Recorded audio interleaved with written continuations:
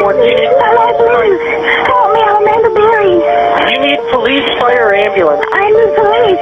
Okay, and what's going on there? I've been kidnapped and I've been missing for 10 years and I'm here, I'm free now. Okay, and what's your address? 2207 Seymour Avenue. 2207 Seymour. Looks like you're calling me from 2210. Looks like you're calling me from 2210. I can't hear you. It looks like you were calling me from 2210 Seymour. Yeah, I'm across the street, I'm using the phone. Okay, stay there with those neighbors. When I have bad days, I'm like, you know what? I did 10 years of that, but I just feel like I think it's important for me to fight for the people that can't fight. Thinking of my mom and knowing what she went through and that she didn't have a lot of support and a lot of people to turn to, I think she's the one that still keeps me going every day, that there's people out here like my mom that need help and probably don't know where to turn. On May 6, 2013, a woman's desperate screams pierced through a quiet Cleveland neighborhood. Amanda Berry, missing for a decade, kicked through a locked door and ran into the street holding her 6-year-old daughter, a child born during her captivity. Her escape led police to a horror house on Seymour Avenue where 2 other women, Michelle Knight and Gina DeJesus, had been held prisoner for years. Ariel Castro, a 52-year-old school bus driver and former musician, had kidnapped 3 young women between 2002 and 2004. For over 10 years, he held them captive in his home, subjecting them to abuse while presenting himself to the outside world as a normal member of the community. He even participated in a vigil for one of his own victims. This is the story of how 3 women survived the unimaginable, how a community failed to see what was happening in plain sight, and how their courage in rebuilding their lives has inspired survivors everywhere. Michelle Knight was the first to disappear. On August 23, 2002, the 21-year-old was on her way to a custody hearing regarding her young son when she encountered Ariel Castro. Castro offered her a ride, claiming he could help her get to her appointment. Michelle, who knew Castro as the father of a childhood friend, accepted. She never made it to the courthouse. Michelle's disappearance didn't generate the media attention that later cases would. As a young woman who had aged out of the foster care system and was dealing with family difficulties, she fell into a category of missing persons that historically receive less public attention. Her family reported her missing, but the case didn't capture widespread public interest. Some people, including investigators, initially assumed she had left voluntarily. On April 21, 2003, 16-year-old Amanda Berry disappeared. She had just finished her shift at a Burger King in Cleveland and was walking home when Castro, who knew her from the neighborhood, offered her a ride. Amanda accepted, trusting the familiar face. Her mother would spend the rest of her life searching for her, dying in 2006 without knowing what had happened to her daughter. Amanda's disappearance generated significant media coverage. She was a high school student with a close family and no history that would suggest running away. The community rallied around her family, organizing searches and vigils. The FBI became involved. Amanda's face appeared on missing person posters throughout Cleveland and beyond. Despite these efforts, no credible leads emerged. Just over a year later, on April 2, 2004, 14-year-old Gina DeJesus vanished. She was walking home from school with a friend when they parted ways at a payphone. Gina never made it home. Her disappearance occurred just blocks from where Amanda Berry had been taken, though this connection wouldn't be understood until years later. Gina's case also received extensive media attention. Her family, particularly her mother Nancy Ruiz, became tireless advocates in searching for her daughter. They organized community events, maintained constant contact with police, and never stopped believing they would find Gina alive. Ariel Castro himself attended vigils for Gina. He knew her family from the neighborhood and even played music at events held to raise awareness about her disappearance. The Cleveland Police Department investigated all 3 cases, but no connections were initially drawn between them. The disappearances occurred in the same general area of Cleveland, but investigators didn't establish a pattern that might have led them to consider a single perpetrator. Throughout the years the women were missing, they were imprisoned less than 3 miles from where they had been taken. Ariel Castro's house at 2207 Seymour Avenue was an ordinary-looking home on a residential street in a working-class neighborhood. Nothing about the exterior suggested the horrors occurring inside. Castro lived alone, though he had family nearby and maintained relationships with his adult children from a previous marriage. He worked as a school bus driver, a position that required background checks and put him in daily contact with children. He played bass guitar in local bands and was known in the neighborhood. To outward appearances, he was an unremarkable middle-aged man living an ordinary life. Inside the house, Castro had created a prison. The women were kept in locked rooms, often chained to prevent escape. He controlled every aspect of their lives. When they ate, when they used the bathroom, what they could do during the day. He kept them separated from each other for long periods, preventing them from forming alliances or planning escapes together. Castro was calculating in his abuse. He threatened the women with violence if they tried to escape or draw attention. He told them their families had stopped looking for them, that no one cared they were gone. He played psychological games designed to break their spirits and eliminate hope. Despite these conditions, the women found ways to survive and maintain their humanity. When Castro eventually allowed them limited contact with each other, they formed bonds and supported one another. They found small acts of resistance, moments of defiance, keeping track of time, maintaining hope that someday they would be free. In 2006, Amanda Berry gave birth to a daughter, Jocelyn, who was fathered by Castro. The pregnancy and birth occurred in the house without medical care. Michelle Knight, who had lost custody of her own son before being kidnapped, helped deliver the baby. The presence of Jocelyn became a source of purpose for the captive women, particularly Amanda, who was determined to survive for her daughter.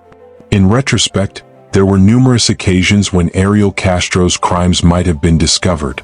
These missed opportunities would later become points of intense scrutiny and criticism of the systems that should have protected the women. Police were called to Castro's house multiple times over the years for various reasons: domestic disputes, reports of suspicious activity, and other incidents. On at least one occasion, officers came to the door while the women were inside. Castro answered and sent the officers away without their entering or searching the house. The women heard the police but couldn't make themselves heard or seen. Neighbors later reported having seen strange things over the years: glimpses of what might have been a naked woman in a window, unusual activity around the house, odd behaviors by Castro. Some neighbors called police, but investigations didn't uncover the captive women. Other neighbors didn't report what they saw, either not recognizing it as suspicious or not wanting to get involved. Castro's ex-wife had obtained restraining orders against him years earlier, citing his violent behavior. He had a history of domestic violence that should have raised red flags, particularly given his job driving school children. Yet these warning signs never coalesced into a fuller picture that might have led investigators to him. The house itself had code violations and should have been inspected by city officials, but bureaucratic failures and lack of follow-through meant these inspections never occurred. If inspectors had entered the house, they might have discovered evidence of the captive women. Castro was also stopped by police for minor traffic violations during the years he held the women captive. Each time he was driving the same van he had used to kidnap his victims, yet these routine encounters never led to his exposure. These failures represented multiple levels of systemic breakdown: in policing, in city services, in community awareness, and in how society responds to warning signs of violence. They would later prompt significant examination of protocols and procedures. On May 6, 2013, Amanda Berry saw an opportunity she had been waiting years to find. Castro had left the house, and crucially, he had left the inner door unlocked, an extremely rare lapse in his usually careful control. Amanda, along with Jocelyn, who was now 6 years old, made her way to the front door. The outer storm door was locked, but Amanda began kicking and screaming, trying to break through or attract attention. Her desperate efforts were heard by neighbors, including Charles Ramsey, who was at his home nearby. Ramsey heard the screaming and ran to help. He found Amanda trying to break through the door while holding a young child. Ramsey helped her kick through the bottom of the storm door, creating an opening large enough for Amanda and Jocelyn to squeeze through. Once free, Amanda ran to a neighbor's house and made a frantic 911 call. The 911 call, later released to the public, captured Amanda's desperation and relief. "Help me, I'm Amanda Berry," she told the dispatcher. "I've been kidnapped and I've been missing for 10 years. And I'm here, I'm free now." Those words, "I'm free now," represented the end of a nightmare that had lasted over a decade. Police arrived within minutes. Officers entered Castro's house and found Michelle Knight and Gina DeJesus, both still in chains. The women were freed and immediately taken to Metro Health Medical Center for evaluation and treatment. The house became a crime scene, with investigators documenting the evidence of years of imprisonment and abuse. News of the rescue spread rapidly. Within hours, it was international news. The families of Amanda Berry and Gina DeJesus, who had never stopped searching, were reunited with daughters they feared they might never see again. Michelle Knight, whose disappearance had received less attention, was finally found after more than a decade. Ariel Castro was arrested later that evening at a nearby McDonald's. He initially tried to downplay what had happened, but the evidence against him was overwhelming. The house itself was filled with evidence of his crimes: chains, locks, padlocks, and the testimony of 3 survivors who could describe exactly what he had done. Castro was charged with over 900 counts, including kidnapping, rape, and aggravated murder. The murder charges related to pregnancies that Michelle Knight had suffered through while in captivity. Castro had beaten her and caused her to miscarry multiple times. Under Ohio law, intentionally causing the termination of a pregnancy constitutes aggravated murder. Facing the possibility of the death penalty, Castro eventually agreed to a plea deal. On August 1, 2013, he pleaded guilty to 937 counts including kidnapping, rape, and aggravated murder in exchange for a sentence of life imprisonment without the possibility of parole plus 1,000 years. The plea deal ensured Castro would never be free while sparing the survivors the trauma of a trial. At his sentencing hearing, Castro was given an opportunity to speak. He showed no genuine remorse, instead blaming his actions on addiction and claiming the women had been treated well. His statements were seen as a final attempt to control the narrative and minimize his responsibility for years of calculated cruelty. Michelle Knight, who would later change her name to Lily Rose Lee, also spoke at the sentencing. Her statement was powerful and defiant. She looked directly at Castro and said, "You took 11 years of my life away. I spent 11 years in hell. Now your hell is just beginning." Her words represented not just her own strength but the resilience of all 3 survivors. The judge imposed the agreed-upon sentence: life without parole plus 1,000 years, ensuring Castro would die in prison. On September 3, 2013, just 1 month after his sentencing, Ariel Castro was found dead in his prison cell. He had hanged himself using bedsheets. An investigation concluded his death was suicide, though some questioned how he had been able to accomplish this given that he was supposed to be under protective custody and frequent monitoring. Castro's death meant he would never serve the full sentence imposed for his crimes. Some saw his suicide as a final act of control, denying society and his victims the justice of seeing him spend decades in prison. Others viewed it as the end result of a man finally confronting the full weight of what he had done, though this interpretation gives him more credit for self-awareness than his statements at sentencing suggested. For the survivors, Castro's death was complicated. It meant they would never have to worry about him being released or appearing at parole hearings. But it also denied them any possibility of him ever taking full responsibility or providing answers to questions they still had. The 3 women faced the enormous challenge of rebuilding lives that had been stolen from them. They had missed over a decade of their lives during years that should have been filled with education, career development, relationships, and normal life experiences. Amanda Berry was reunited with her sister, who had cared for her mother until her death in 2006. Amanda focused on creating a stable life for her daughter Jocelyn while processing her own trauma.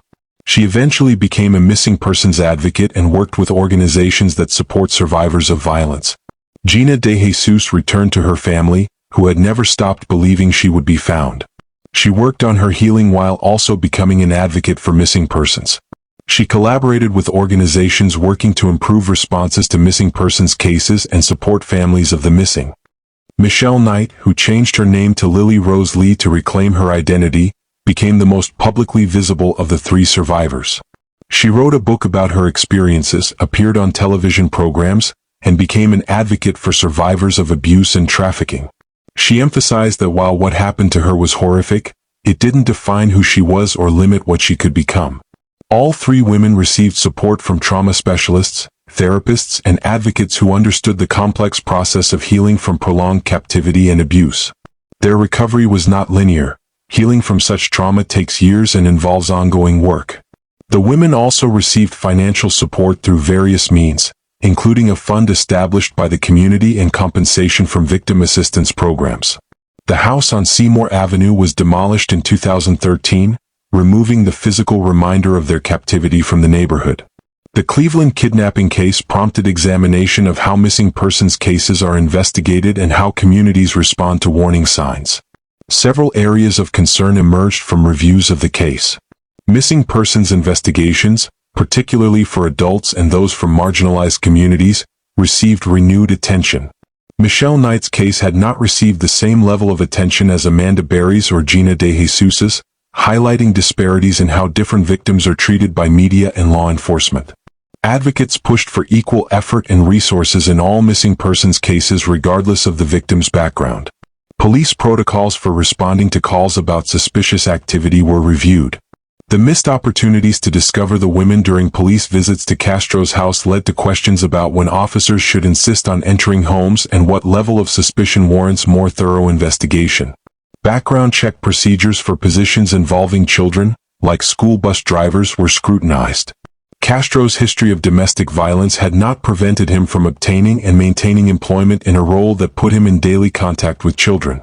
Community awareness programs were developed to help people recognize signs of trafficking, captivity, and abuse. The case demonstrated that crimes can occur in plain sight in residential neighborhoods, and that community members need to know how to report concerns effectively. The Cleveland Division of Police also faced criticism for its handling of the missing persons investigations. While individual officers and detectives had worked hard on the cases, systemic issues in coordination, resource allocation, and follow-up had contributed to the length of time the women remained missing. More than a decade after their escape, the three survivors continue their healing journeys while also working to help others. They have demonstrated that it is possible to reclaim life after unimaginable trauma, though they are also honest about the ongoing challenges. Their courage in coming forward and sharing parts of their stories has helped other survivors of long-term abuse and captivity. They have shown that survival is possible, that healing is achievable, and that victims can become advocates and agents of change. The case remains a touchstone in discussions about missing persons, particularly regarding media coverage disparities and resource allocation in investigations. It illustrates the importance of never giving up on finding missing people and believing families who insist something is wrong when a loved one disappears. For the Cleveland community, the case was a moment of reckoning about what had occurred in their midst without being detected. It prompted soul-searching about community vigilance, responsibility to neighbors, and the importance of reporting concerns even when unsure. The Cleveland kidnapping case represents both the worst and best of humanity. It shows the depths of cruelty that one person can inflict on others, but also the resilience of the human spirit and the strength required to survive and eventually thrive after profound trauma. Amanda Berry, Gina DeJesus, and Lily Rose Lee Michelle Knight endured over a decade of captivity and abuse. They emerged from that experience not as broken victims, but as survivors who have used their voices to help others. Their escape on May 6, 2013, marked not just the end of their captivity but the beginning of their reclamation of the lives that had been stolen from them. The case exposed failures in systems meant to protect people, in policing, in community awareness, in how missing persons cases are investigated and prioritized. These failures led to important discussions and some reforms, though work remains to ensure no one else falls through similar cracks. What remains most powerful about this case is not the horror of what happened, but the strength of the three women who survived it. They have shown that even after the most devastating trauma, it is possible to heal, to advocate, to live fully, and to help others. Their story is ultimately not about Ariel Castro or what he did to them, but about their courage in taking back their lives and using their experiences to create positive change.